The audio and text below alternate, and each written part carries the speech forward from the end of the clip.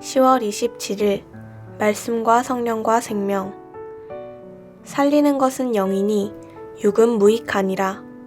내가 너희에게 이른 말은 영이요 생명이라. 요한복음 6장 63절. 예수님께서 그의 제자들 중에 일부가 그의 교훈이 어렵다고 불평할 때 63절의 말씀을 주셨다. 제자들 중에 상당수는 결국 예수님을 따르는 것을 포기하고 그를 떠났다. 많은 제자들은 분명 예수님의 살을 먹고 그의 피를 마시는 자는 영원히 살리라는 말씀을 수용하는 것을 가장 어려워했을 것이다. 그들은 광야에서 만나를 먹은 그들의 조상들은 죽었는데 예수님께서 친히 주는 떡을 먹는 자는 영원히 살리라고 하신 말씀을 이해하기 어려웠을 것이다. 예수님께서는 이렇게 회의적인 제자들에게 63절의 말씀을 하셨다. 살리는 것은 영이란 말은 영적으로 죽은 자들을 살리는 것은 하나님의 성령이란 뜻이다.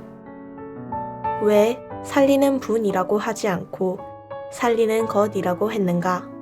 그것은 헬라어에서 영은 중성 명사이기 때문이다. 육은 무익하다는 말씀은 육신은 아무런 가치가 없다는 뜻이 아니다. 육신은 죽은 자를 살리는 데 있어서 아무런 일도 할 수 없다는 뜻이다. 이에 대하여는 예수님께서 니고데모에게 육으로 난 것은 육이다 라고 이미 말씀하셨다. 이 육은 이미 1장 13절에 언급된 혈통, 육정, 사람의 뜻을 종합적으로 가리킨다.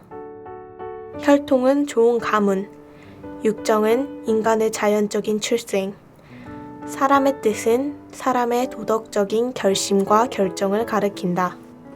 이러한 모든 것들은 영적으로 죽은 자들을 살려 중생하게 하지 못한다. 지금 믿는 자들은 모두 영적으로 죽었던 자들이다. 63절에 내가 너희에게 이를 말이 영이요 생명이다는 말씀은 예수님께서 하시는 말씀에 성령 하나님이 역사하셔서 생명을 가져다 준다는 뜻이다. 예수님의 말씀이 생명 혹은 영생의 말씀이 되는 것은 성령님께서 예수님의 말씀을 사용하여 생명을 가져다 주기 때문이다. 예수님의 말씀과 생명의 연결은 이미 요한복음의 서문에서 분명하게 밝혀졌다. 1장 4절에 그 안에 생명이 있었으니란 말씀은 말씀 하나님이신 예수님 안에 생명이 있다는 말이다. 하나님의 말씀과 성령의 긴밀한 연결은 언제나 하나님의 말씀만 하시는 예수님 안에 있다.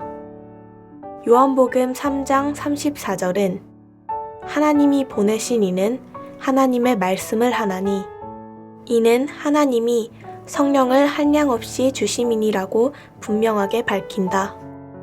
죽은 자들이 하나님의 아들의 음성을 들을 때가 오나니 곧 이때라.